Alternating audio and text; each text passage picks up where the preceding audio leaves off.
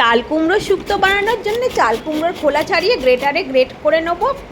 গরম কড়ার মধ্যে একটু পাঁচফোড়ন ভেজে নিয়ে ঘুরিয়ে রেখে দিতে হবে। এখন বড়ি ভেজে নিয়েছি, বড়ি তুলে নিয়ে পাঁচফোড়ন, শুকনো লঙ্কা, তেজপাতা ফোড়ন দিয়ে গ্রেট করা চাল কুমড়ো, নুন আর 1 চামচ আদা দিয়ে এটা ভালো করে নেড়ে চেড়ে গ্যাসটা একদম লো করে ঢাকা দিয়ে রেখে দিতে হবে, একটুও জল দেবেন না। তো এরপরে আমি সাদা সর্ষে আর কালো সর্ষেটা বেটে নিয়েছি। এবার চাল কুমড়োর মধ্যে 1 গ্লাস দুধ দিতে হবে, দিয়ে এটা দুধের মধ্যে সিদ্ধ করতে হবে।